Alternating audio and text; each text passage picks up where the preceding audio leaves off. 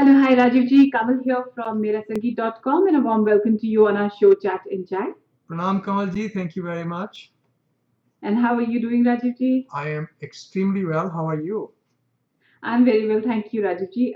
Good to talk to you again. And we do have a lot of queries sent in by our listeners here this week as well. Let's get started. The first question here is from a student who has been here in the United States for about a year now. He's into his second year, and he says he's got a security number, and he's liked studying here in the United States and wants to continue staying here. So he says after his graduation, what would be the best thing for him to do? Number two, is the security number some kind of a indication that yes, he would get a citizenship there and a job there? Okay. It is an interesting questions, and let me take it the easy step first. The social security number is merely a an identification number for you. It can be used for tax purposes, it can be used for identification purposes, opening bank accounts, things like that. But Mhm. having a social security number confers no immigration rights on anyone. So just because we have a social security number does not mean we have a blanket permission to stay in the United States. Okay? Okay, So okay, SSN, the social security number, can be ignored altogether as far as immigration rights are concerned. Now, the path for students to be able to stay in the United States is typically as follows. The students come to the United States, they finish their F-1 visa activity, and then they go into something called optional practical training, which is mm-hmm. a 12-month, uh, they call it optional practical training, but the idea is that you get a work authorization, EAD, employment authorization document, to work in your own field for up to 12 months. Okay. Uh, Okay, some people who have a degree in STEM, which mm-hmm. is science, technology, engineering, mathematics, they can extend that OPT, the work authorization, for another 17 months. So 29 months. Okay. Okay, So either in the first 12 months or the next 17 months, somewhere along the line, you will try to hit and be counted in H1 and become an H1 holder, which typically preserves your right to stay in the US for between 3 and 6 years, basically two extensions of 3 years. So up to 6 years, you are okay. And during that time, people start their green card. Okay. all And if right, the if the okay, if the green card is not done in 6 years, because you have started your green card process, you can continue to get H1 extensions indefinitely. So mm-hmm. once again, F1, F1 to OPT, OPT to H1, H1 to green card. That is the typical progression. Okay, okay. Okay. So I think that's also the query sent in by listener. Nevertheless, in case he wants to get in touch again, he can certainly write into us at kamal@merasangeet.com or reach out to you at immigration.com. G, thank you. So, Rajivji, we have another query here sent in by a listener who says he has just got engaged and his fiancée is in India. And he says, what would be the best way to go about it? Would it be a good idea that the fiancée comes over to the United States and then they get married? Would that expedite her, the process of her getting a green card, or would it be all right? He goes to India and gets married there, and then takes the entire process. What would be the best way? He says the main question is how can he expedite her coming to the United States? Did you say that he is a green card holder? He hasn't mentioned that, Rajivji. Go over it one more time real quickly because I get the feeling that he may be a green card holder.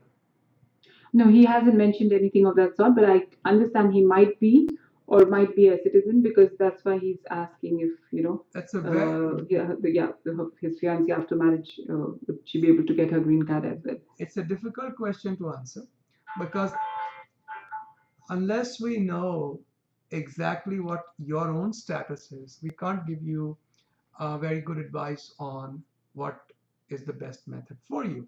Uh-huh. But we can cover both very quickly. Um, Hmm.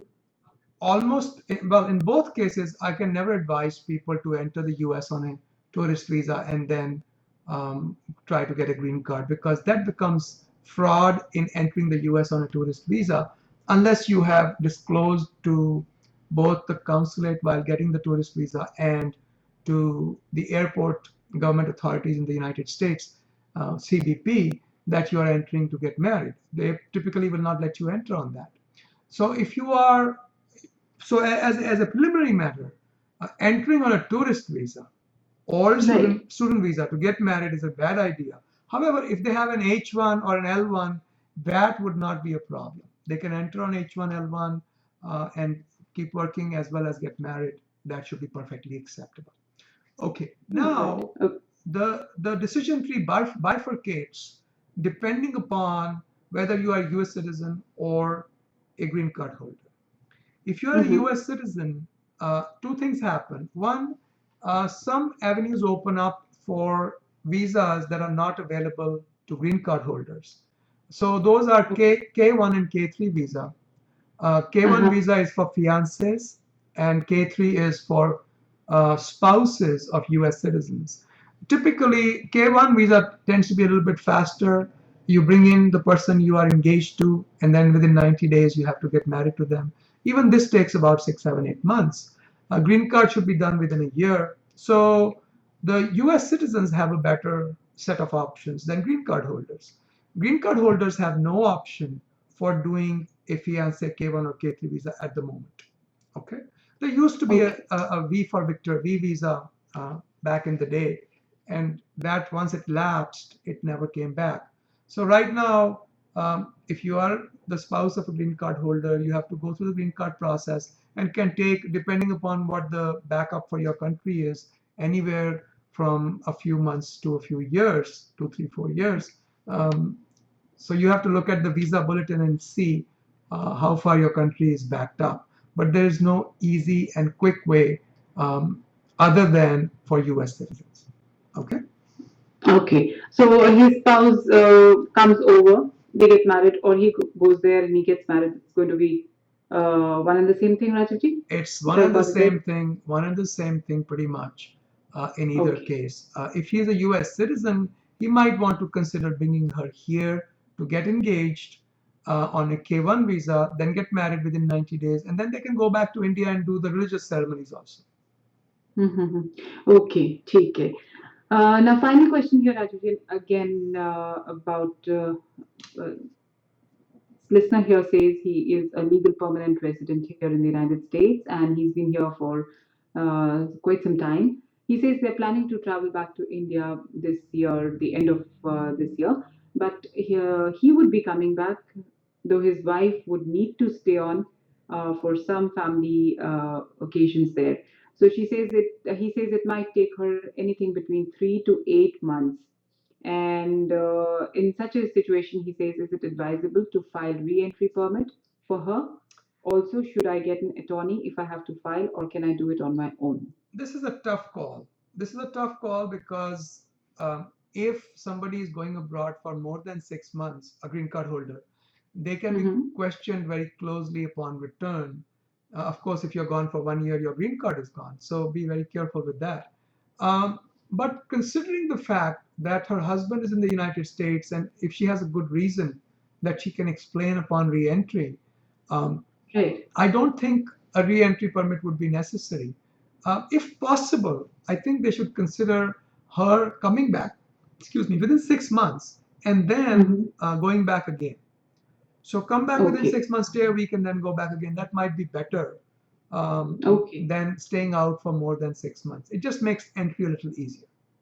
All right. Okay. So these were the queries sent in by our listeners, Rajivji, on Mira Sangeet. Thank you so much for all your time and for being a part of our show, Chatting Chai. Always a pleasure, Kamalji. Thank you. Thank you so much, Rajivji. Have a good day. You too, ma'am. Bye bye. Every other Thursday at 12:30 p.m. Eastern Standard Time, we host free community conference calls. Everybody is welcome to join. Some people post questions ahead of time. You can take membership in our forums. All of the details are there on our website, immigration.com. You can take membership ahead of time and it's instantaneous. It happens right away. And post your questions beforehand, or you can just log in. The phone number and all are provided: 202 800 8394, 12:30 Eastern Standard Time every other Thursday. We have free apps for both Apple iOS platform for your iPhones and iPads, as well as for Android. Just look for immigration.com, the period dot, and the application should show up.